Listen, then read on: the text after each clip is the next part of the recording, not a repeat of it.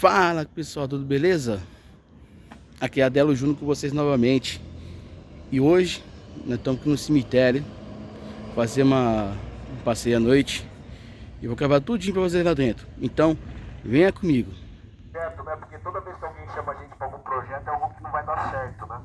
Falar, vai ter um projeto aí, quer entrar comigo? Vai dar errado, é melhor não ir. Então eu falo que o que te assombra não é um projeto, é uma ideia e é uma ideia compartilhada, por isso que funciona. Por isso que a gente. Porque a história, isso tudo é da gente, de vocês, é nosso também, mas é de vocês. O cemitério é nosso, as histórias são nossas, a história da nossa cidade, da nossa região. Então, eu acho que esse é o grande lance do que te assombra. Eu vou explicar um pouquinho, né, só para vocês entenderem, não vem essa loucura, né? O que te assombra é um projeto, ó, quase que eu falo. Falo amanhã acaba, dá errado. O que te assombra é uma ideia que nasceu na pandemia, né? A gente, todo mundo teve, de alguma forma, a presença da morte muito próxima, né? Eu perdi uma tia, tinha pai idoso, tinha pai pequeno, enfim, um medo esquisito que estava ali me rondando. E aí, eu estava coincidentemente lendo um livro do Gilberto Freire chamado Assombrações do Recife Velho. E o Gilberto Freire, ele faz especialmente no prefácio do livro, ele faz uma associação das histórias de assombração do Recife com a própria construção da cidade. E a gente achou super legal essa possibilidade. Começamos a estudar as histórias, pesquisar as histórias sobrenaturais da cidade de Campinas. Não só as experiências das amigas e dos amigos que iam passando para a gente, mas especialmente aquelas assombrações históricas, aquelas ligadas às grandes tragédias, né? Às grandes mazelas. Aqui eu falo já, a gente vai perceber aqui dentro que tem algumas dessas histórias estão guardadas aqui, né? A epidemia de febre amarela, a epidemia de varíola, né, que está usando de novo agora, voltou a varíola com tudo. Então, a escravidão, que é algo muito presente, né, na história de Campinas, e as histórias, de fato, mais ou menos como profetizava o Gilberto Freire, de fato, elas têm uma relação muito íntima com a construção da cidade. A gente não achou um lugar que explicasse melhor Campinas do que o Cemitério da Saudade. Nesse caminho, né, lógico, isso foi muito intuitivo, a gente não tinha a menor ideia. Imagina, está uma meia-noite, faz um ano que o Te Assombra nasceu, então a gente não imaginava que a gente ia chegar até aqui. Mas a gente veio e, ao se deparar com o Cemitério da Saudade, a gente percebeu que essas histórias traziam a reboque várias outras coisas interessantes. Além de todo acervo histórico, social, urbanístico da cidade, eles traziam também reflexões de situações que, vez ou outra, acontecem ainda hoje. Né? Mas, sobretudo, a gente descobriu que o Cemitério da Saudade, e isso é algo que a própria CETEC, se vocês entrarem hoje no site da CETEC, vocês vão ler, ele diz que o Cemitério da Saudade é um museu a céu aberto. Vocês vão ver isso hoje. E não só pela pujança das obras e de todo o acervo de obras tumulares, de arte tumular que o cemitério tem. Mas, sobretudo, pelas histórias humanas, e é agora que a gente vai começar, então, a contar um pouquinho a história do Cemitério da Saudade. Quero agradecer mais uma vez o pessoal da CETEC, que se dedicou e entendeu o nosso propósito e entendeu que também era importante a gente apresentar o Cemitério da Saudade dessa forma. E vocês vão conhecer hoje, talvez de forma inédita. Eu, por exemplo, nunca tinha entrado no cemitério não tinha entrado em nenhum cemitério à noite. Hoje foi a primeira vez que eu entrei no cemitério à noite, no Cemitério da Saudade, aqui da nossa cidade. Então, por que eu preciso falar um pouquinho, só para a gente se situar e entender esse lugar? O Cemitério da Saudade é um cemitério de 1881. Ele foi doado em 1880 pelo Ferreira Penteado, que a gente vai lá depois. É um cemitério que sucedeu outro cemitério, que ficava na Vila Industrial. Não sei se vocês sabem, não sei se tem alguém que mora na Vila Industrial, mas a Vila Industrial, por muito tempo, foi um cemitério. O cemitério dos Bexiguentos. A gente está falando mais ou menos da segunda metade do século XIX. 1860 alguma coisa, existia um cemitério ali na região onde fica hoje a Estação Cultura, do lado de cá, né? Do lado da Rua Mestre Tito, do lado direito, não para o centro, mas para o outro lado, ficava um cemitério dos bexiguentos. Quem eram os bexiguentos? Eram os enfermos de varíola, que se fala muito pouco em Campinas. Esse cemitério, então, alguns corpos foram exumados, foram trazidos para cá nesse período. Então, em 1881, ele começou a ser utilizado como um novo cemitério da cidade. O primeiro cemitério de Campinas, para quem não sabe, é o cemitério dos Cativos, que é do finalzinho do século XVIII. O Largo do Rosário já foi um cemitério, existiu uma igreja no Largo do Rosário, também já foi um cemitério. Houve sepultamentos na Igreja do Carmo. Barreto Leme, que é um dos fundadores, né, um dos tropeiros fundadores de Campinas, está enterrado lá, então havia sepultamento também na Igreja do Carmo. Mas esse é o maior cemitério de Campinas e esse é o cemitério que sucedeu o cemitério da Vila Industrial. Esse cemitério, ele é formado de 5 cemitérios, todo mundo, mais ou menos, porque se não contar só a história de assombração, também não tem tanta graça, né? Não tem, né? Sei lá, bom. A gente quando a gente começou a fazer nossas pesquisas, e para entender as histórias de assombração, a gente se deparou com uma história muito interessante do Bonde da Morte. O bonde da linha 11. O Bonde da Morte saía da Rua Barão de Jaguara e tinha como ponto final aqui, o cemitério da Saudade. O Bonde da Morte, mas como é que é assim? Por que é o Bonde da Morte? O Bonde da Morte era um bonde frequentado por assombrações, espíritos. Uau! Mas como assim? Porque tinha um motorneiro chamado Manuel Simões, que era médium. E esse é um cara também muito pouco conhecido na cidade. Manuel Simões, que é o maior contador de histórias de assombração de Campinas. Porque todo dia ele ia trabalhar, ele via gente morta. Lembra do menininho do Sexto Sentido? Era o dia inteiro o cara vendo gente morta entrando no bonde dele. Então ele saía da Barão de Jaguara, vinha até aqui, e foi assim que, por exemplo, foi contada a primeira vez a história das 3 freirinhas. Vocês já ouviram a história? As 3 freirinhas. O Manuel Simões, ele era motorneiro e ele revezava a cobrança dos tickets com o seu parceiro.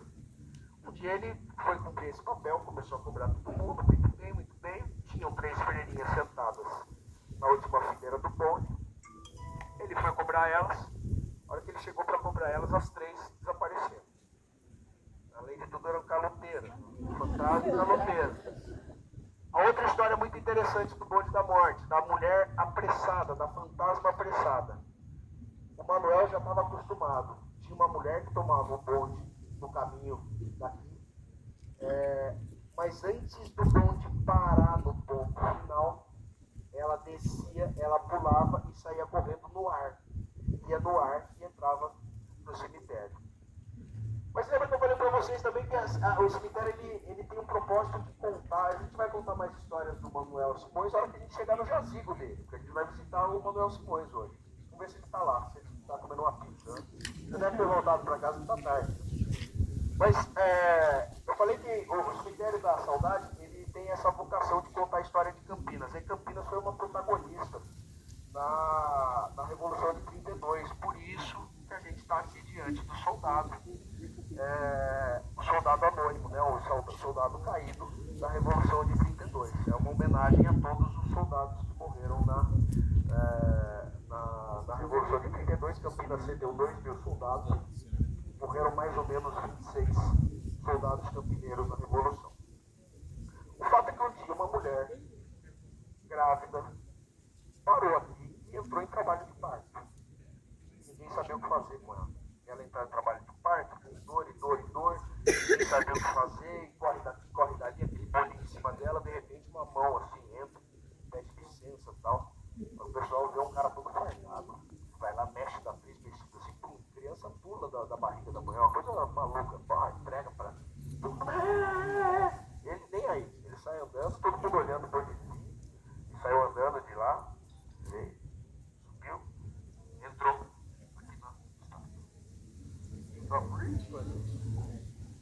Aí até agora. Então, se alguém tiver entrar em trabalho de parto hoje, a gente vê se essa história é verdade. O local é aqui. Beleza, pessoal? São as primeiras histórias. A gente vai começar, a gente vai agora entrar no cemitério e eu quero fazer a última lembrança para vocês. O cemitério, a gente veio no cemitério hoje com um propósito muito particular, né? De passeio, da gente conhecer todas as dimensões, todas as camadas desse lugar, né? Artística, social, política, mas a gente não pode esquecer que ele é um aparelho sanitário importante da cidade, ele é um local de respeito absoluto. Então, por mais que a gente esteja aqui com esse propósito, a gente tem que lembrar que o cemitério é um lugar de respeito, é um lugar de despedida, é um lugar onde as pessoas se lutam. Então, não vamos esquecer disso durante o trajeto, tá bom? Vou mandar sempre, eu vou, vez ou outro, o Silo, que também faz, desculpa, não te apresentei. Parece o velho do Rio, mas é o Silo. É o nosso parceiro, ele tá vivo, ele tá aqui com a gente. Ele é meu parceiro do Pizza Sombra, né? Também é um dos idealizadores do projeto. A gente vai se revezar na condução de vocês, porque existe uma fauna muito própria no cemitério e ela se ativa à noite. Então tem bichinhos que moram no cemitério. Bichinhos que algumas pessoas têm medo, têm pavor. Uma barata.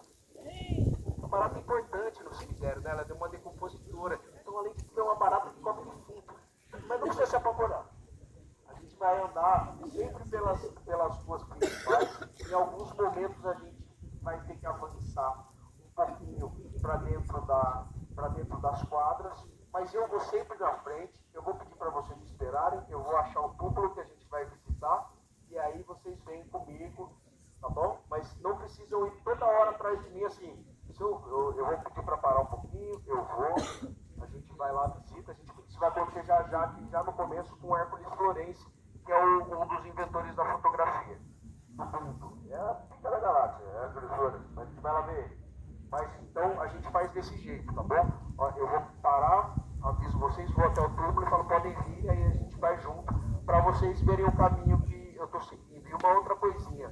Sempre que a gente fizer isso, pisem na lateral dos jazigos. Sempre que a gente tiver que passar por algum caminho que tem algum túmulo, passem do lado, tá? É sério, porque não passem pelo meio, porque pode ceder. Principalmente porque alguém pode ir atrás de você e o peso pode não aguentar. Então passem pela lateral sempre, beleza? Tirando isso, o resto é tudo tranquilo, gente. Tá? Se tiver algum zumbi, não tem porque eles são lentos, não, brincando. Como tem uma relação de confiança aqui. Tem o pessoal vindo ainda. Mas não tem pressa, é um passeio, gente. Vocês vão fazer o quê hoje, 3 da manhã? Dormir, calma. Um passeio. Cada um tem um ritmo. Todo mundo quis vir hoje, meia-noite, a gente deixou todo mundo vir. Um monte de gente falou, ai, por favor, eu queria ir hoje, mas já acabaram as vagas. Eu queria ir meia-noite, tá bom. Tem que esperar os amiguinhos agora.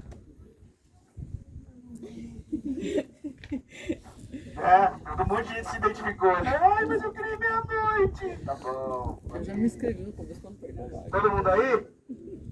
Não, eu tô vendo gente lá atrás, ó. Não sei se é vivo, né?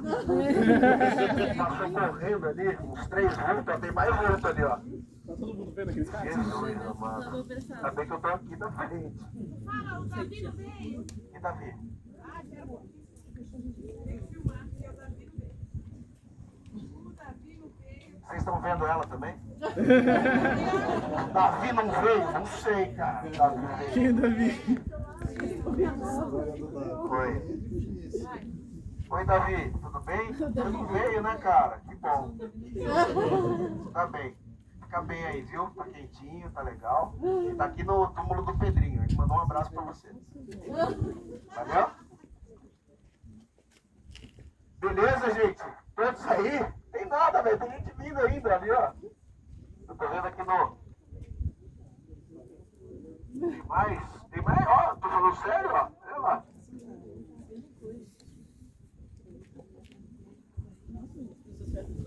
Também tô achando, viu? Agora já deu. Pessoal, um aspecto legal, a gente contei as histórias. eu não sei se eu falei lá, mas então eu vou falar aqui. O meu compromisso é com a história da assombração. Então, se eu errar alguma data, se vocês quiserem me corrigir, se vocês quiserem contar outra versão, pode tudo. Esse é um passeio de todo mundo, tá? A gente não ia tirar vocês nunca de casa para vocês tiverem a fim de falar alguma coisa, até o Davi, né? Que não veio. Só o Davi que não vai poder falar porque não veio.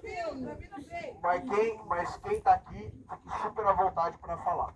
Então, eu vou contar e vou convidar vocês para perceberem o primeiro aspecto do cemitério, que é dessa parte de arte tumular. Aqui a gente tem a reprodução de... Oi. Filo... acabou. Filo... Tá vendo acontecendo isso? Oi, dá pra ouvir? Vou ter que falar sem, gente, que tá temperamental. Essa é uma imagem, essa é a última imagem. Dá pra ouvir aí do final? Essa é a última imagem do seu Péricles, que é avô do Péricles. O Péricles, que era avô do Péricles. Só que para não ter essa confusão, a gente vai chamar ele de Pedrinho. Essa foi a última cena, foi a última imagem que a família... Oi, ó, tá vendo? Não vai, ó. Ele não gosta de você. Só esse aqui a gente arruma. Acontece, gente, quem trabalha com coisas sobrenaturais é assim, A luz vermelha dele. Essa era a última imagem que se tinha do seu Péricles em vida. Ele morreu entregando o relógio de bolso para o Pedrinho, que também chamava Péricles, é uma confusão. O Pedrinho recebeu do seu avô, roubaram a corrente do relógio do seu Péricles, mas depois vocês vão passar aqui e vão ver com um pouco mais de minúcia, vocês vão ver na mão dele ali o relógio. O Pedrinho, ele cresceu, teve uma vida muito bacana. Esse aqui é o Pedrinho, é o Péricles Uccelli Neto, e o Péricles Uccelli é o vovô, que está ali, entregando o relógio. Os dois hoje estão juntos. O Pedrinho cresceu, o Pedrinho não morreu, o Pedrinho morreu o vovô Péricles. Mas eles hoje estão aqui juntos. Estou falando isso tudo porque, primeiro, é algo que hoje não acontece mais, né? Você ter a reprodução de uma imagem como essa, hoje não acontece mais. Um outro aspecto é que essa obra é assinada pela marmoraria da família Colutini, dos irmãos Colutini. Essa é uma das famílias de marmoreiros aqui do cemitério, que trabalharam muito aqui no cemitério. Essa obra não é do Lélio Colutini, mas é da família do Lélio Colutini, especialmente do pai, o Alfredo. Vocês vão perceber a diferença dos traços, especialmente do Lélio. A gente vai parar agora ali no jazigo do Lélio, que é um artista italiano muito conceituado, participa até hoje participa assim com as obras, né? Ele já foi. Mas ele consta de vários almanaques artísticos pelo mundo. Ele, se vocês quiserem lembrar uma outra imagem dele, latido isso. Faça isso comigo. Você tá feio. Concentração. O Lélio Colutini, ele tem uma obra muito emblemática que a gente conhece no Largo das Andorinhas, aquela estátua do bicentenário, em homenagem ao bicentenário, a imagem da Princesa do Oeste. Não sei se vocês lembram dessa imagem? Muito bonito, uma obra grande ali do lado da prefeitura, na frente do Colégio Carlos Gomes. Beleza? Vamos continuar. Agora a gente vai parar no jazigo do Lélio Colutini.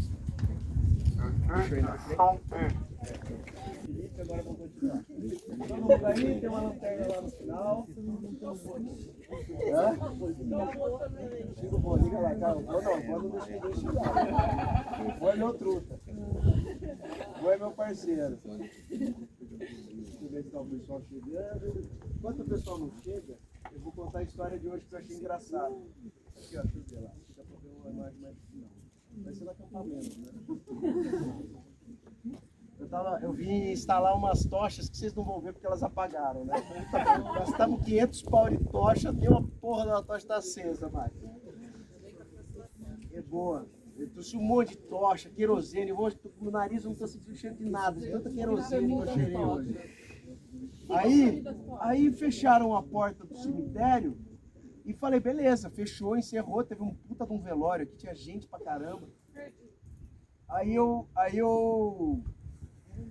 tava lá, levei as tochas lá no final do cemitério, tá bom, tô voltando, tem um moleque, cara, puta frio, um cara de camisa azul, sozinho numa árvore. Eu falei, mano, aí eu olhei de novo, o cara lá de novo. Aí eu falei pro cara, ele falou, cara, não tem mais ninguém, só tem você aqui dentro. Mas era um cara, mas não era assim, de verdade, não era, eu tenho certeza que não era um fantasma, porque era uma pessoa mesmo, não, assim, cara de cara, só tava frio, eu achei estranho. Não foi o cara, foi o fato de estar muito frio e o cara de camiseta azul, e ele falava com a árvore, conversava, enfim, tá normal.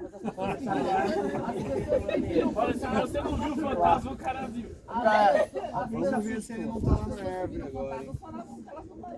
Nunca vi fantasma de Egito. O pessoal descobriu ali, ó, o jazigo da família Bolsonaro, né? Olha de tirar foto, tá minha família aí. Seus comunistas. Qual que é o nome? Vamos falar do Lélio Colucini. Lélio Colucini, gente, é o que eu falei pra vocês lá. O Lélio, ele era filho do Alfredo Colucini, que era um dos sócios daquela empresa, daquela marmoraria ali. O Lélio tá aqui, o Lélio é italiano. E aqui a gente já começa a perceber algumas coisas que são muito tristes. E esse passeio tem muito condão disso. Pra gente perceber que é preciso cuidar desse lugar. E não é cuidar, alguém tem que cuidar. Todo mundo tem que cuidar. Todo mundo tem que cobrar esse cuidado. Porque a gente está vendo as placas, aqui tinha uma peça. Esse é um dos maiores artistas que está sepultado aqui, um cara reconhecido dentro e fora do Brasil. E ó, roubado, vaso daqui, o pessoal leva embora para nada, para vender. Olha aqui, ó, cortada. Isso aqui devia ter uma cruz, alguma outra coisa. Olha só que judiação. O jazigo do artista mais importante, ou de um dos artistas mais importantes que estão aqui sepultados no cemitério da Saudade. Mas agora, voltando ao Lélio. Não é o marido da Hebe, tá? É o Lélio. Eu também, pessoalmente, vai lembrar, né? O marido do Lélio. É tudo J. O Lélio Colucini, ele tem esse traço. E a gente vai ver várias obras ao longo do caminho com esses traços. Vocês já vão conseguir identificar e vocês nunca mais vão esquecer do Lélio Colucini. Tá bom? Vamos lá? E agora vamos parar rapidinho aqui, ó. Vem aqui comigo. Agora é aquele esquema que eu falei. Vocês esperam um pouquinho, eu vou até ali. Sim! Aqui é o jazigo do Manuel Simões que eu contei pra vocês. O motorneiro do Bonde da Morte. O motorneiro médium do Bonde da Morte. E ele tem, além de todas essas histórias bacanas que ele contou, um pouquinho dele, deu um. Rapaz, olha só que beleza. Gostei do. Assustei no primeiro momento, mas depois. No primeiro momento eu não assustei. Bem-vindo. Se é amigo, né? Se tá aqui junto numa boa, a gente recebe bem. O Manuel Simões, que eu falei, é o motorneiro do Bonde da Morte. E ele teve uma experiência muito traumática. Ele perdeu um filho muito jovem no acidente de uma lambreta, e ele viu o filho dele aqui. Ele falou que viu o filho dele estava bem, mas ele viu o filho dele aqui. Nada a ver com isso. Vamos lá? Deixa eu ir na frente agora que eu vou voltar. Rapidinho, deixa eu passar. Deixa eu passar. Não dá pra ouvir. Fala mais alto! O megafone não tá legal. Eu prefiro falar assim, mas não tem problema, eu falo para todo mundo ouvir. Esse local é um ossário. O que é o ossário? Hoje a gente guarda ossos. Mas que ossos? De onde vem esses ossos? Não, gente, não precisa ficar respondendo isso não. Só para pergunta e resposta é o mesmo, é só para o meu cérebro funcionar. De onde vem esses ossos? Dos jazigos que ficam na indigência. Alguns jazigos, algumas áreas, os donos não cuidam e depois de um tempo eles passam eles são absorvidos pelo acervo do cemitério. Então esses ossos são retirados e são colocados aqui. Esse lugar aqui está tão cheio de osso, esse preguinho aqui, que foi aberto um outro ossário, e aqui onde eu estou. Então esse lugar e aquele estão guardando algumas dezenas de milhares de ossos de pessoas que já foram enterradas aqui. Oi?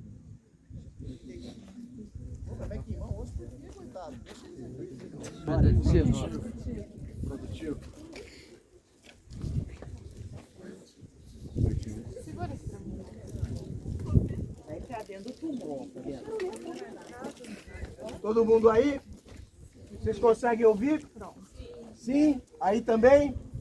Tem um monte de gente lá atrás. Conseguem ouvir? Sim. Não? Então vem um pouquinho mais pra cá. Oi! Parecendo eu conversando em cachoeira, tudo bem? Vem mais pra cá!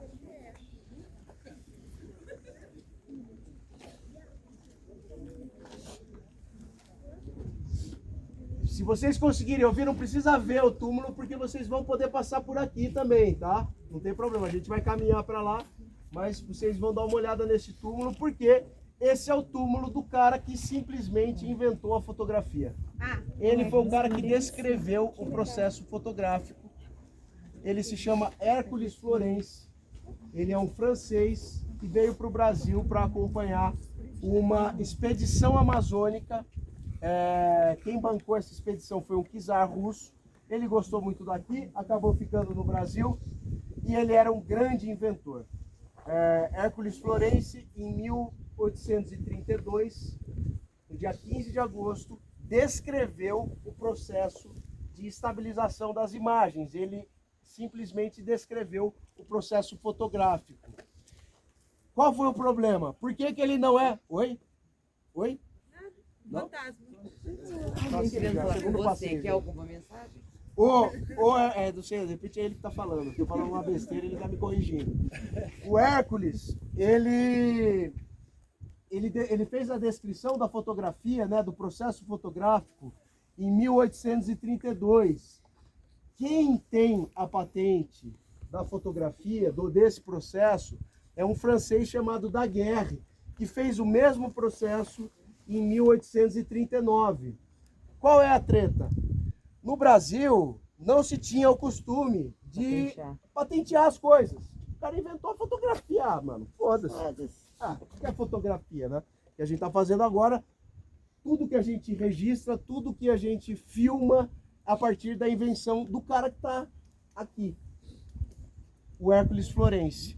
Tem uma referência importante, quer dizer, dessa data que eu falei, se vocês procurarem a descoberta do Daguerre, meu sotaque é horrível francês, né? Daguerre. O Daguerre, ele faz esse registro em 1839, vocês vão achar isso. Em 2013, e isso é isso que eu estou falando agora, foi reconhecido em 2013, quer dizer, todo esse tempo a gente não considerou essa data do Hércules Florence, da descrição da fotografia. Esse ano, 15 de agosto, fez 190 anos dessa descoberta dele. Então, enfim, anotem aí na agenda. Cantar parabéns já foi, parabéns não canta agora, já passou parabéns. Mas é um cara muito significativo e que a gente precisa, pelo menos, saber que ele está aqui, na nossa cidade, no nosso cemitério. Beleza?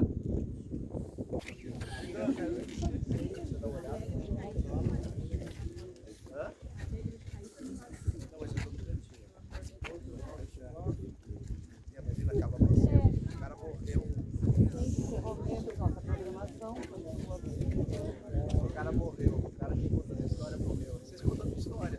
Eu passei o ano que vem, olha aqui, morreu um cara. E eu vou contar a história de assombração aqui, da 472.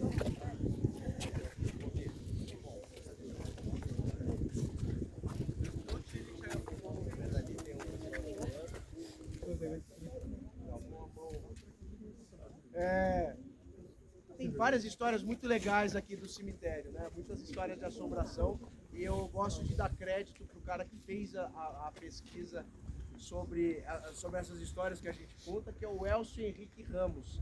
E ele tem um livro chamado Muito Além da Saudade, e esse passeio é totalmente inspirado no livro dele, porque ele traz todas essas camadas, todas essas dimensões do cemitério da saudade pra gente. Conta também um pouquinho das histórias dos outros cemitérios da cidade, e ele conta várias histórias de assombração, algumas delas sensacionais. Eu gosto, né? Suspeito pra falar, mas eu gosto muito de história de assombração, você já viu. Uma dessas histórias que é muito engraçada, é que uma vez morreu um sambista aqui em Campinas, e o enterro dele foi mais ou menos ali por onde a gente passou, aqui nesse meio. A gente está mais ou menos no meio do cemitério, né? E esse sambista morreu, e o pessoal falava que nas noites mais claras, especialmente às sextas-feiras, escutavam o ritmo aqui. O pessoal fazia um samba, que era o sambista fantasma. Existia um sambista fantasma aqui no cemitério da saudade. Mas eu trouxe vocês aqui para uma história um pouquinho mais tenebrosa, mais cabeluda. E outro propósito do Saudade de Suas Vozes é a gente dar voz para quem trabalha aqui. É uma pena que o Gabriel veio no passeio da tarde, e agora ele é um cara mais tranquilo, foi descansar, coitado. Tinha trabalhado o dia inteiro e ainda veio passear à noite com a gente. Mas é um funcionário aqui do Cemitério da Saudade, historiador, sabe tudo. E assim como o Gabriel, essa história é uma história contada por um pessoal que trabalhava aqui no Cemitério da Saudade lá nos idos anos 70. O que aconteceu? Houve um assassinato, houve um feminicídio em Campinas, algo que comoveu a cidade. Uma mulher foi morta com 2 tiros pelo marido. E tá dando para ouvir? Legal? Deu um ecão, né? Uau! E ela foi enterrada aqui na quadra 72. Não sei qual túmulo. E aí era uma véspera de finados, e o pessoal do cemitério dá um tapinha um pouco mais caprichado pro finados, porque muita gente vem visitar, né, seus entes queridos. E já estava começando a anoitecer. Existia uma família de funcionários que trabalhava aqui, a esposa e o marido. E como os dois vieram no mesmo horário, o filho teve que vir com eles. E eles estavam na quadra 39, estava acabando de limpar a quadra 39, a gente já vai para a quadra 39, tem coisa lá pra gente também. E aí o cara falou, vamos lá limpar a 72, que é aqui onde a gente tá. A mulher falou, puta, eu não tô bem para ir na 72. Por quê? Porque lá tá a moça que foi enterrada, a moça que foi assassinada, uma história que comoveu muita gente, uma história de feminicídio, uma coisa horrorosa. Ela falou, eu tô legal, não vou. Ele falou, bom, eu vou lá limpar, porque amanhã de manhã vai ser uma loucura. Dia 2 de novembro é muito agitado o cemitério. Ele veio sozinho. Tá bom, eles ficaram lá, a mãe e o filho ficaram lá, o pai veio para cá limpar essa quadra. Muito bem. Eles estão lá esperando o pai voltar, de repente escutam 2 tiros. Pum, pum. Era um pouco mais agudo. Os dois ficam, né, paralisados, não sabem o que aconteceu, mas eles vêm na direção da quadra 72 para ver o que tinha acontecido, especialmente com o pai e com o marido, né? E ele está voltando. E aí ele faz, o pai fala aquela frase que é 100% de chance das pessoas fazerem o contrário. Ele fala, não vai lá ver não. Os dois vieram correndo ver.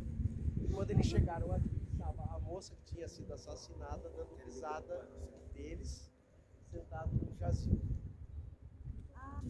Não sei se é esse que eu estou em pé. A gente vai para a quadra 39 agora, tá bom? Lá onde eles estavam. Um cara justo.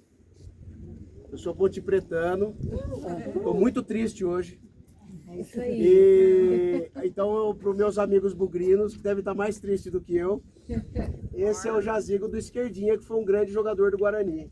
A gente vai passar lá no Argeu Encarnação, que é o louco, calma.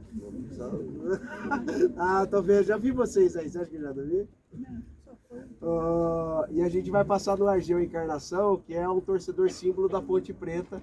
Então, para ninguém ficar triste comigo do outro lado, a gente para aqui para vocês saudarem o Esquerdinha, que foi um grande jogador do Guarani, tá bom? pra ver, né? Tem um... Ah, é? É o final.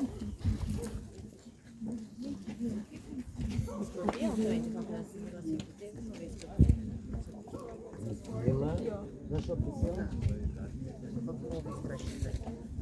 eu fazer assim, ó.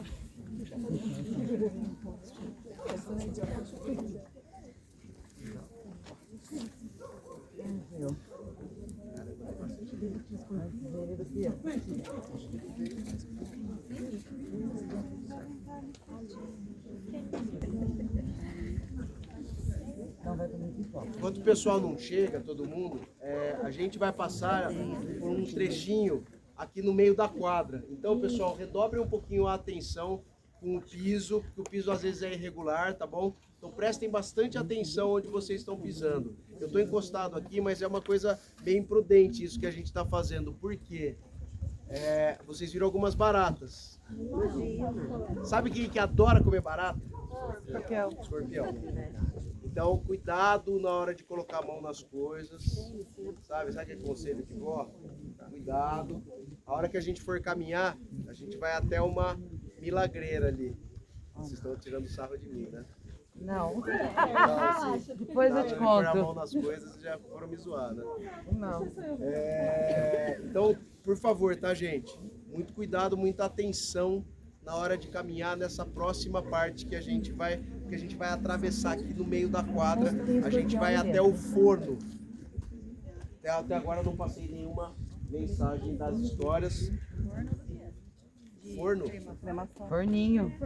Na verdade não é um crematório, é um forno para queimar restos de exumação. Coisa leve. Coisa light. É o pós. Todo mundo aí consegue ouvir? Sim? Não? Não. Sim? Não, calma. Vamos entrar num acordo. Onde não? Aqui tá de boa. Aí tá legal? Tá. E aí? Sim, falando alto, sim. Legal! Bom, ajuda aí. Obrigado! Sobe no túmulo, quer falar mais alto. Aqui onde eu tô aqui, tá? É o túmulo do Argeu Encarnação, um torcedor símbolo da Ponte Preta. Mas não é por isso que eu tô aqui, não é por causa disso. A gente vai agora passar pelo túmulo da primeira milagreira do cemitério que a gente vai visitar hoje. A gente vai passar por outros milagreiros. E o que são os milagreiros? O que são as milagreiras? Milagreiros e milagreiras são pessoas que depois da morte normalmente acontece o quê? As pessoas vêm rezar. O Paulo, Renato tá aqui, ele tem uma explicação muito melhor. Cadê você, Paulo? Tá com a Janaína lá no fundo. Paulo! Tá? Vem aqui, vem vindo que eu vou explicando, aí você me corrige. Os milagreiros são pessoas que são eleitas pelo povo como solucionadores de problema. Então, a gente vai passar pela desconhecida. A desconhecida é uma... Cadê o Paulo? Estou enrolando, Paulo, vamos? A desconhecida é uma mulher que também foi vítima de feminicídio e ela foi queimada para não ser identificada. As pessoas passaram a vir aqui para rezar pela desconhecida. E aí um dia, alguém, além de rezar pela alma dela, também pediu um favorzinho. E ela atendeu. E ele contou para mais gente. E aí outras pessoas vieram para rezar pela desconhecida e ela voltou. E aí pediram um favorzinho e ela atendeu. E ela se torna então uma milagreira. Cadê o Paulo? Explica melhor agora o que são os milagreiros pra gente. O Paulo, gente, é um historiador amigo meu de Piracicaba, um queridíssimo amigo da Associação Brasileira de Estudos Cemiteriais. Super especialista, vocês dão ouvido a ele, não a mim, tá? Vai lá, vai lá. Não, os milagreiros, normalmente, antes eram chamados de santos populares. Todo mundo chamava de santo popular. Mas é o correto chamar de milagreiro. Porque santo popular remete à igreja. E normalmente essas pessoas não são reconhecidas pela igreja católica. São desconhecidos que normalmente tiveram uma morte trágica e que a sociedade começa a fazer uma devoção por eles. Santo popular pode considerar Santo Antônio, são santos populares pela sociedade. mas os milagreiros não são santos milagreiros reconhecidos pela sociedade, que vão até eles e normalmente tem uma morte muito trágica. Dificilmente tem ou morte trágica ou tem alguma relação de bondade, tipo como a Madre Teresa, por exemplo, já que agora ela se tornou uma santa. Mas até então ela tinha status de milagreira. Lá em Belo Horizonte tem a Irmã Benigna, que também está em processo de canonização, mas antes disso ela era milagreira, mas ela era ligada às boas ações. Ou tem um livro da Michele, que era a associação, que ela era do Nordeste, inclusive tem ladrão milagreiro, porque ele apesar de ser ladrão, ele teve uma morte muito trágica, e aí ele torna-se milagreiro. Então, quer dizer, é essa devoção popular que cria os milagreiros e mantém eles, né? Se não tiver a devoção popular, o milagreiro some. Se não tiver a devoção no túmulo, ele esquece e acaba. A gente tem um milagreiro aqui, a gente vai passar por ele, que é o César Bierrimbar. Ele não era um ladrão, mas ele era um suicida. A Maria Jandira também se suicidou, também tirou a própria vida e é uma milagreira. Quer dizer, algo que seria impensável na Igreja Católica, mas o povo acredita a essas pessoas esse poder e eles resolvem os problemas dos outros a partir dessa devoção, né? Então a gente vai passar agora, vou com vocês aqui. Esse é o mausoléu da Polícia Militar, tá? Aqui estão os soldados da PM que faleceram em serviço, eles são sepultados aqui. Mas eu quero falar para vocês também daquele forno, a gente vai dar a volta por ele aqui, tá bom? Esse é um forno que foi tombado, ele não é utilizado mais. O cemitério, como eu falei para vocês, o cemitério é de 1880, esse forno foi feito 10 anos depois. 1890, eu sou péssimo em matemática. Não, 1890. Foi feito em 1890. Para que ele servia? Para que ele servia? Para incinerar os restos de exumação. O que são os restos de exumação? As pessoas? Não. O resto mortal de gente? Não. Eram os restos de caixões, restos de roupas. Por quê? Porque depois de um período, normalmente 3 a 7 anos, os corpos, a gente pode abrir os túmulos para pegar os ossos, reunir os ossos, colocar em outro recipiente para um novo sepultamento no jazigo, tá? Então, o que faz com aqueles restos? Tem um monte de coisa que sobra roupa, sobra resto de caixão, e esses restos são incinerados aqui. A gente vai dar a volta. Desse lado aqui, do meu lado esquerdo, aqui atrás, dá para ver uma urna americana. O que é uma urna americana? Né? Uma urna que vem dos Estados Unidos? Mas por que ela não foi queimada? Porque ela é uma urna de metal. Nos Estados Unidos, principalmente quando precisam transferir os corpos para outros países, era uma pessoa que morreu nos Estados Unidos e veio ser enterrada aqui. Então eles trazem numa urna de metal, para não sei porquê, mas talvez tenha seja mais vedada por conta da vedação, para não ter nenhum tipo de contaminação. Eles vêm. Então vocês vão ver um caixão ali do lado, esse caixão está há muito tempo aí, porque ele é um caixão que foi retirado do jazigo e não tem como você incinerá-lo, tá bom? Não é usado mais. Não. Teoricamente não. Não. A ideia é não ter. Gente, reforço, cuidado. Cuidado com o muro. Não, com o buraco. Olha lá, olha. Escorpião é áspero. Então, você pode ali dentro. Não, ali dentro fica o quê? Ficam as coisas que eram queimadas. Tá vendo? Pessoal, antes da gente continuar, esperei todo mundo chegar. A gente é uma foto. Beleza. Tá tudo bem com o pé? Então tá bom. Cuidado, hein? Tá tudo bem mesmo? Peraí, quero tirar uma foto com você. Agora uma dica, sim, uma dica. Vou pegar a lanterna pra ver se eu tá bom? Então aí. Quem quiser aparecer, Teatro. Uma família quatrocentona da cidade, né? O Ferreira Penteado foi o doador do terreno para o cemitério. e ele está enterrado aqui. Esse é um jazigo, esse é o jazigo da família Ferreira Penteado. Se vocês repararem, depois a gente vai perceber isso de forma mais objetiva, essa é a alameda do cemitério e ela terminava aqui nessa capela, que era a capela da família Ferreira Penteado. O cemitério acabava aqui, originalmente. Por que eu estou contando a história da Ferreira Penteado? Porque vocês perceberam que nossa onda não é ficar contando biografia de barão, nada disso. A gente gosta mais das histórias de assombração, do pessoal, dos populares, né? Mas, se eu não contar a história do... Vocês estão doentes também ouvir a história do Carlos Gomes, né? Você já veio aqui no rolê nosso, eu sempre conto a história do Carlos Gomes, a mesma coisa. Tá bom. Tem que falar. Carlos é de casa. O Carlos Gomes, né, que é sem dúvida nenhuma, o maior artista campineiro da história depois da Sandy. Toda vez, todo passeio tem que dar um jeito de falar. Em qualquer lugar que você pode ser em São Paulo, Piracicaba, a gente conta essa história, essa piadinha sem vergonha.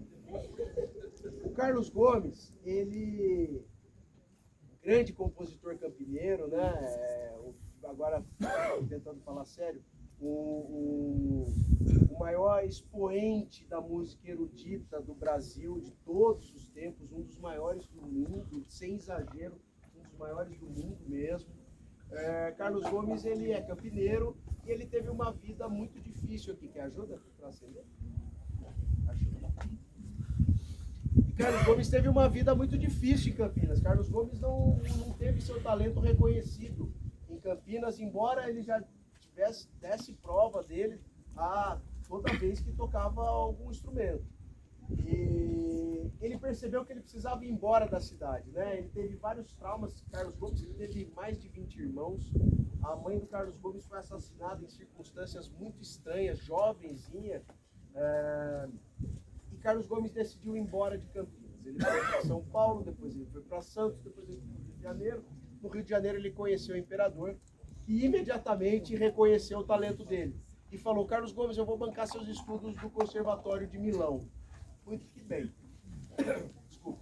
Foi para Milão, fez um baita sucesso, um baita talento, escreveu um monte de ópera, não posso falar a palavra, um monte de grandes óperas, e talvez a mais popular, não sei se é a melhor, mas a mais popular, vocês escutam todo dia às 7 da noite, quando começa a Hora do Brasil, que é o Guarani. Que é vocês têm raiva do Carlos Gomes e nem sabiam.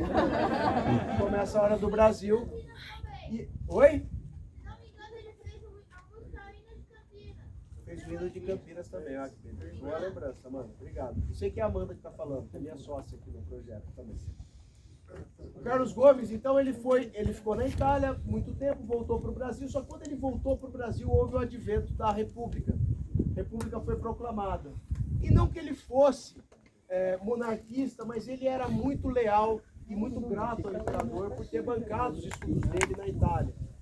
Então, ele ficou desgostoso, ele recebeu o convite para compor aí, sim, o hino da República, não aceitou. O clima ficou chato aqui no Brasil para ele, e ele foi embora. Vocês acharam graça? O clima ficou chato, o homem foi embora.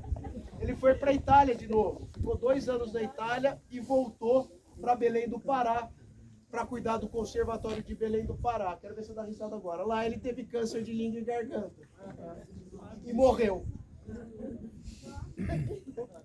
Risada até disso. Ela ri nervoso. E morreu. E ele foi enterrado em Belém do Pará e estava tudo bem, estava tudo ok, a vida estava jóia, ele estava de boa lá, enterradinho em Belém, estava tudo ótimo. O que o governador de São Paulo decidiu fazer? Porra, vocês vão deixar o Carlos Gomes, esse cara lá em Belém do Pará? De jeito nenhum, vamos trazer ele para São Paulo. E eles trouxeram o Carlos Gomes para São Paulo. O Carlos Gomes não saiu daqui pisando duro, não gostou, estava bem lá, não queria voltar. Trouxeram ele para cá. O que aconteceu? Para piorar, enterraram ele no jazigo da família Ferreira Penteado, aqui onde a gente está. E aconteceu a única coisa que podia se imaginar. Carlos Gomes ficou puto da vida, começou a assombrar a cidade. Ele saía daqui, ia assombrando todo mundo, era um fantasma mal-humorado pra caramba, brigava com todo mundo que ele encontrava, até que construíram um monumento túmulo, que vocês já devem ter visto, ali na Barão de Jaguara. E no monumento túmulo hoje se encontram os restos mortais de Carlos Gomes.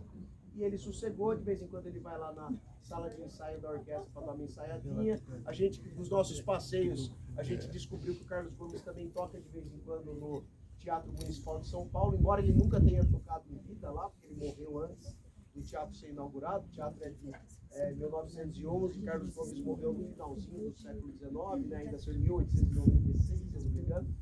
E Carlos Gomes, então, de vez em quando toca lá no Rio, no Teatro Municipal do Rio de Janeiro, ele também é visto, então ele sai de turnê e de vez em quando ele fica lá. Mas é só por hobby, sem reclamar de nada. É que ele quer ir embora.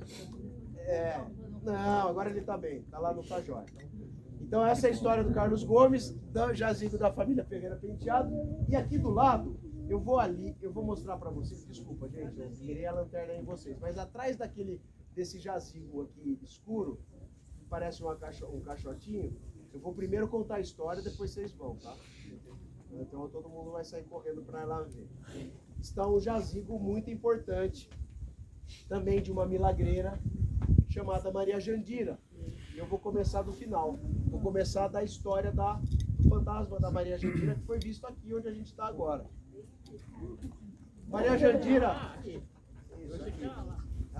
Então, Maria Jandira, o que aconteceu com a Maria Jandira?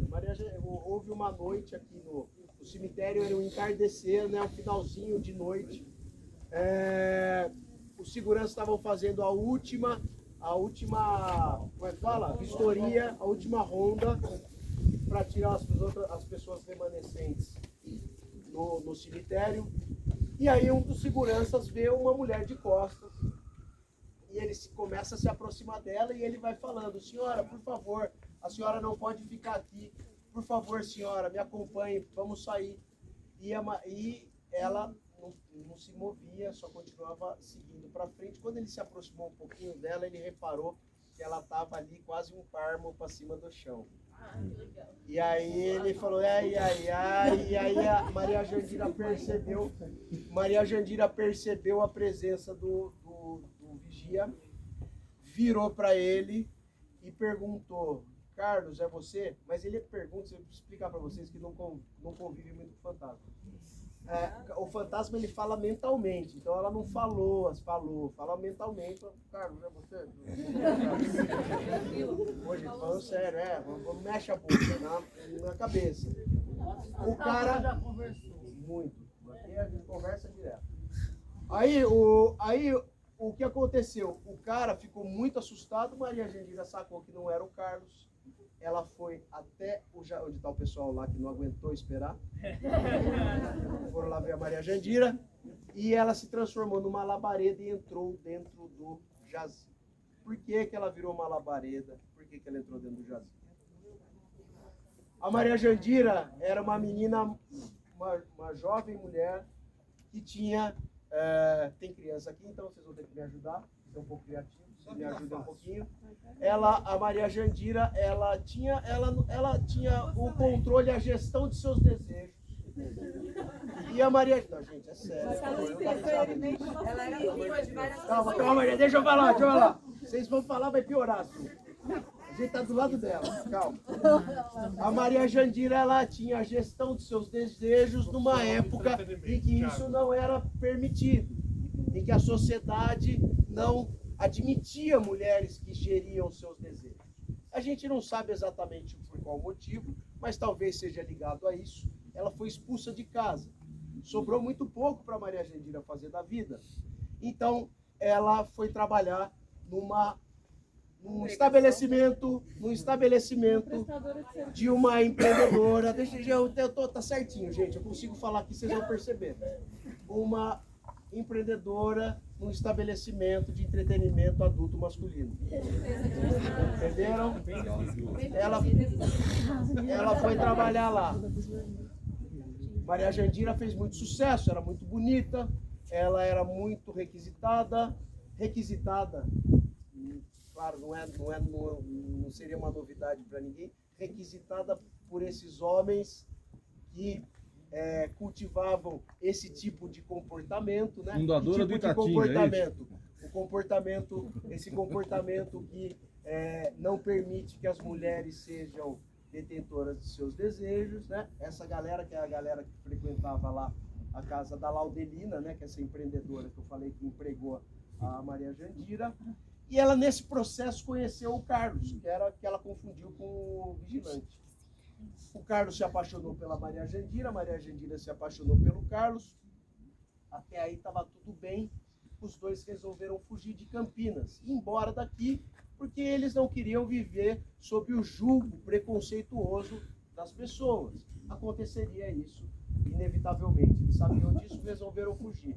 Maria Jandira pegou suas economias, comprou uma malinha, mandou fazer um vestido de noiva, comprou a passagem e combinou com o Carlos de, num dia X, deles irem embora de Campinas. Muito bem. Ela foi para a estação férrea na época e o Carlos não apareceu porque era um bunda mole. Que a família do Carlos descobriu, falou: se você for, você vai ser deserdado, não vai ter mais dinheiro, não vai ter mesada, se você quiser ir, pode ir. O que o Carlos fez? Não foi. Maria Jandira, muito desgostosa, voltou para o estabelecimento da Laudelina, vestiu o seu vestido de noiva, jogou álcool no corpo e ateou fogo no seu próprio corpo. Ela morreu queimada, ela tirou a própria vida. A Maria Jandira é mais uma noiva fantasma, que eu tenho certeza que vocês já devem ter ouvido muitas histórias de noiva fantasma, né? E eu convido vocês a fazer uma reflexão, que eu não sei se vocês já fizeram na vida, mas vocês já se perguntaram por que existem tantas noivas fantasmas? Por que há tantas mulheres, as mulheres que não conseguem casar, não cumprem o propósito da vida delas, se tornam noivas fantasmas? Por isso que eu acabei de falar, eu errei na verdade a frase. Eu errei a frase, eu ia responder isso. Mas é por isso que existem tantas noivas fantasmas. Porque antigamente o senso comum acreditava que as mulheres tinham como propósito de vida casar com um homem. E quando ela estava em vias de cumprir esse propósito, seja por abandono, seja por não querer casar, por ser obrigada a casar, seja por um acidente, ela viesse a morrer e não cumprisse o propósito de vida dela, nada mais restaria à sua alma do que passar a eternidade assombrando os outros. Lembra lá no começo que eu falei que as histórias, elas trazem recortes muito interessantes, trazem memórias das cidades, elas trazem, né, momentos históricos importantes, e elas trazem também recortes sociais muito definidores que diagnosticam a nossa sociedade muito bem. A história das noivas fantasmas, a gente está usando como exemplo a Maria Jandira, ela traz esse aspecto de forma muito crua para a gente. A mulher que morresse antes de casar com um homem, óbvio, com um casamento marcado, uma noiva, ela estava fadada a voltar para assombrar a sociedade, ou assombrar seu noivo, ou assombrar quem vivesse perto dela. Isso acontece muito, por exemplo, usei o exemplo da mulher que morre, a noiva que morre a caminho do casamento. Tem um monte de estrada pelo Brasil que tem noivas fantasmas pela estrada, porque elas morrem nos acidentes e elas não descansam porque elas não casaram. Eu tenho uma teoria, eu escrevi um artigo para uma página de São Paulo, de um portal de São Paulo chamado Vida no Centro, que se vocês tiverem curiosidade, está lá no nosso Instagram, eu posso mandar para vocês, que eu defendo a tese de que as histórias de noivas fantasmas estão em extinção, por uma razão muito evidente. Acabou essa ideia de que o propósito de uma mulher é casar com um homem. Se não existe mais esse propósito, se não existe mais essa ideia errada, talvez nunca tenha existido esse propósito, eu acho que nunca existiu esse propósito, era uma imposição da sociedade. Obviamente que não vai ter mais história de assombração de noiva fantasma. Vai ter da noiva executiva fantasma, da mulher que ia assumir o cargo de CEO da empresa fantasma, enfim, de tudo. Vamos lá, mas tem mais coisa, gente. Vamos lá, a mulher não precisa ser blogueira, vamos lá mais, né? Vamos mais. A gente tá pensando na produção de sucesso. Blogueira? Não ia nunca falar isso, não é verdade? Mas vamos lá. Boa história, adorei e vou contar aqui sempre. Aqui, pessoal, a gente então tá aqui, esse é o jazigo, essa é a entrada do jazigo dos Ferreira Penteado, né?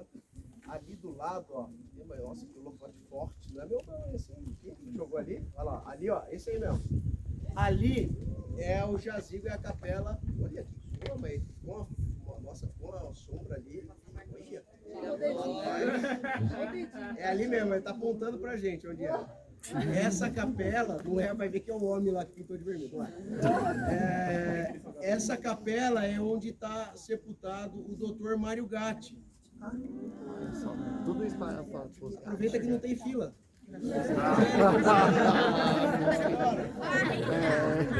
Vai, gente. O Dr. Mário Gatti, perdi a concentração. O outro, a gente vai descer agora aqui no jazigo do Dr. Mário Gatti e eu vou pedir um favor para vocês, falando sério, tá, gente? Tem um cacho de abelha e eu vou mostrar onde ele tá. Não, é só a gente passar tranquilo. De verdade, não é sério, tá? Não é brincadeira. Ali a gente vai passar por alguns jazigos, algumas gavetas, vocês vão ver, parece um armário. É um armário que estão alguns corpos do cemitério da Vila Industrial. São os vitimados da primeira epidemia de varíola de Campinas, que foi na segunda metade do século XIX. Eu vou na frente de vocês.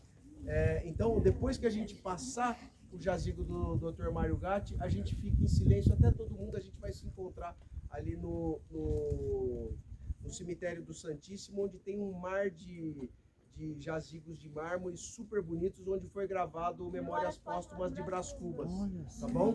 Eu vou na frente de vocês. Acontece aqui com alguma frequência. Essa é uma obra vandalizada.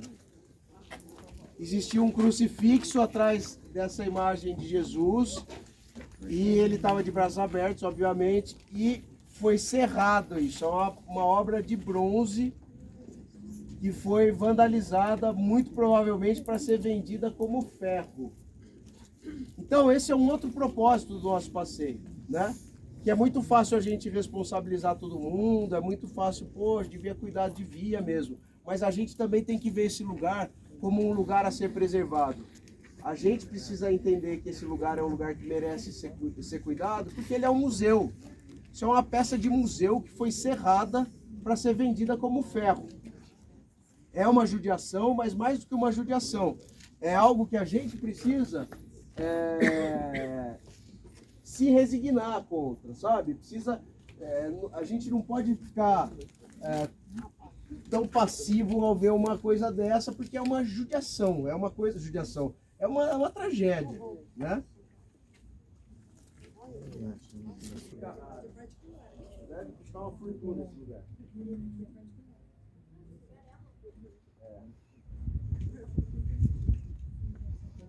Esse é o cemitério da Irmandade do Santíssimo Sacramento da Catedral de Campinas. Então, aonde? Lá.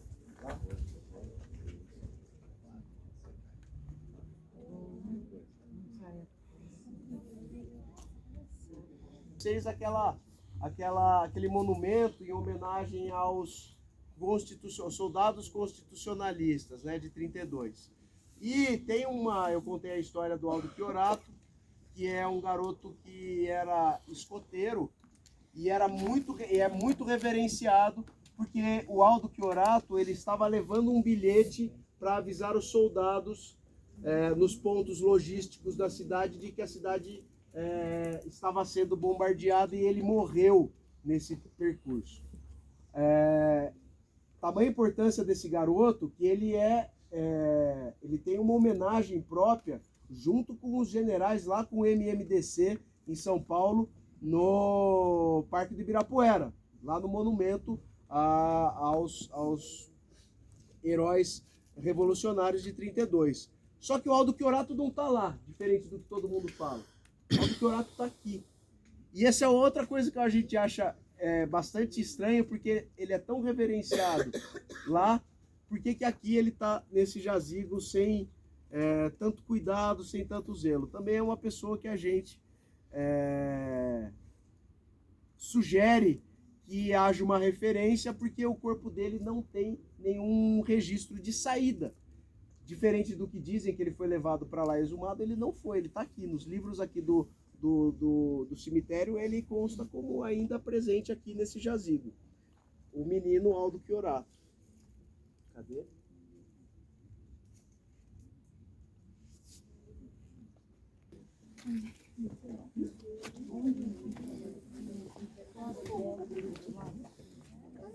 Fernanda.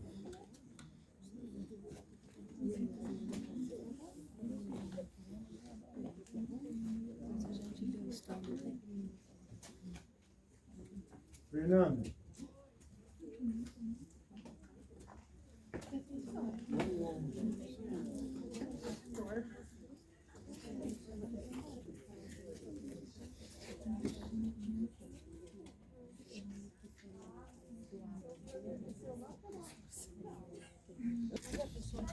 O Toninho, eu acho que as pessoas põem. O Toninho tem placa até do velário dele aqui, ó. O Toninho tá aqui? Aqui, ó. Tá cheio de placa, ó. Vocês não estão vendo. Do velário, do lado. Tá todo mundo aí, pessoal? A gente dá essa juntadinha pra aqui. Pessoal, Toninho. O pessoal chama de Toninho escravo, né? Eu falo Toninho. O Toninho, existe alguma polêmica sobre essa história que eu vou contar, mas como eu gosto de contar todas as versões, eu vou contar a primeira, a que a gente escutou para contar a história, que é a história do Toninho, que vocês podem ver que é um milagreiro muito acessado aqui do cemitério. O Toninho, ele tá ligado a uma história, que é a história do Boi Falou de Barão Geraldo. Aqui do lado está o Barão Geraldo de Resende, do lado do Toninho. E isso não era nada usual. Imaginar que o dono da fazenda, um barão, estava enterrado do lado do seu escravizado. Não era algo normal, certo? Não era algo que corriqueiro. E, bom, vou contar a história do Boi Falou, uma versão do Boi Falou, depois eu conto as outras. A história do Boi Falou é o seguinte: numa sexta-feira santa, foi comandado ao Toninho que ele fosse buscar os bois que estavam no Capão do Boi. O Capão do Boi, lá em Barão Geraldo, eu tô falando, né? O Capão do Boi fica mais ou menos onde fica o Dalbem, em Barão Geraldo, a entrada de Barão ali. Ele foi lá buscar os bois. A hora que ele chegou no boi, foi colocar, como é que chama, o cabresto, como é que chama, arreio. Cabresto? Pode ser? Pode ser cabresto. Foi colocar aquele negócio na cabeça do boi para trazer ele. A hora que ele foi colocar, o boi falou: hoje não é dia de trabalho, hoje é dia do Nosso Senhor. Era uma sexta-feira santa. O Toninho falou: tá bom, desculpa, voltou para casa. Falou: gente, vocês não sabem o que me aconteceu. Fui botar o cabresto lá no boi e ele falou que hoje não era dia de trabalho, hoje era dia de Nosso Senhor. Os caras falaram pro Toninho: essa é boa, hein, velho? Porra, que mentira boa. Capataz, vai com o Toninho lá. O Capataz foi lá com o Toninho no capão. O boi repetiu a mesma coisa pros dois: hoje não é dia de trabalho, hoje é dia de Nosso Senhor. Os dois voltaram para casa, o Capataz deixou de ser Capataz, Toninho voltou, saiu da lida na roça, né? A lida braçal, foi para dentro da Casa Grande. E essa é a história do Boi Falou, que é a história mais divulgada. Tem um jornalista de Barão Geraldo que contesta completamente essa história. Primeiro, ele contesta a história porque diz que não foi uma escolha do barão ser enterrado, não foi um pedido do barão enterrarem o Toninho do seu lado, foi da filha dele.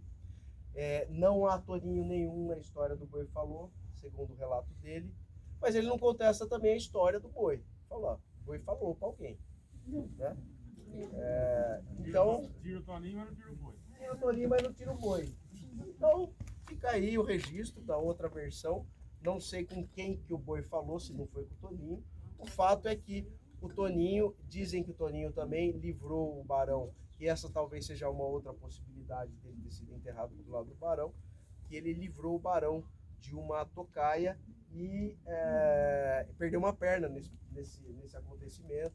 E o Barão, então, em razão da gratidão, pediu que o Toninho fosse enterrado ao seu lado. O Toninho morreu antes do Barão.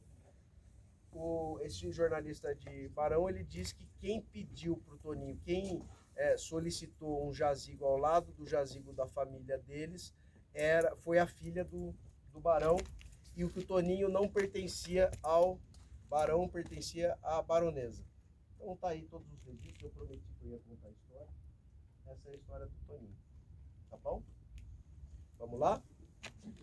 Tem mais alguns milagreiros, e lembra que eu falei, né? Que essas histórias, que elas fazem a gente refletir, pensar, e mais do que isso, elas têm diagnósticos muito precisos das suas épocas, né?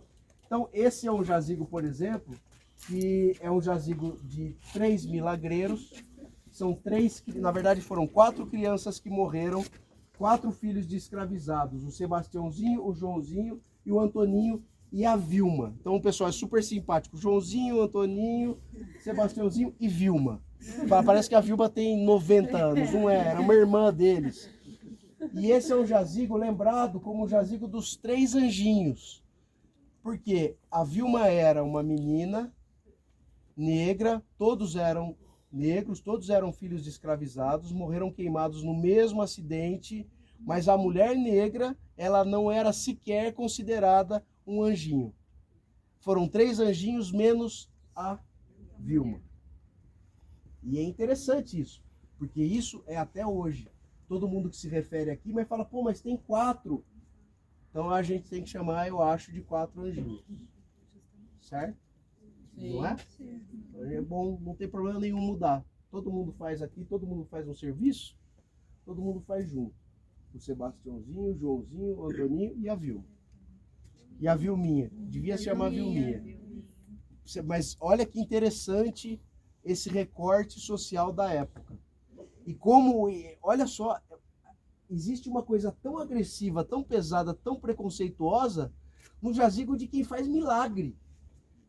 Não é num outro ambiente, é num ambiente ainda de salvação, de fé, né? Até nesses lugares, até nesse lugar da fé, a gente encontra preconceitos, a gente encontra racismo. Né? Verdade, Machismo e racismo, tudo junto. Quer dizer, uma associação venenosa, perversa pra caramba. Né? Então tá aí, fica aí. Eu acho que a gente tem que chamar de 4 anjinhos. Mais ou menos esse horário. Isso é interessante, né? Perto de 3 da manhã. 3 da manhã é bom a gente sair agora, falta 20 para as 3, porque 3 da manhã falou que o bicho pega. É o horário bravo, né? 3 é o horário que o negócio corre solto. Então é bom a gente estar 20 para as 3, dá tempo de ir para casa. Brincadeira. Mas a história aqui, quem conta essa história muito bem é o Gabriel, que aqui tem um sino, né? Aqui na capela tem um sino que ele toca sempre que há um sepultamento. E os guardas estavam tudo fechado, como hoje, só que sem gente. E eles estavam fazendo a ronda e começou a tocar o sino, sem parar. E eles vieram correndo, falaram, pô, tem alguém sacaneando, alguém invadiu a sala e tal. E você precisa entrar dentro dessa casinha aqui para tocar o sino. E eles foram ver, não tinha ninguém dentro. E a porta estava trancada, como eles haviam deixado, tudo fechado, janela fechada. E o sino estava tocando ainda sozinho. Finalzinho, tocando sozinho. Essa história é verdade. Tudo que eu vou ter é verdade, né? Tá bom, pessoal? Galera, muito obrigado. Vou pedir um último favor. A hora que a gente sair, vamos tirar uma foto junto? Depois a gente pode ir embora, vai dar tempo, ainda não vai bater as 3 horas. A gente tira uma foto ali na frente, aí todo mundo pode ir embora, corre para casa antes das 3. Tá bom? Mate um pouquinho no ombro.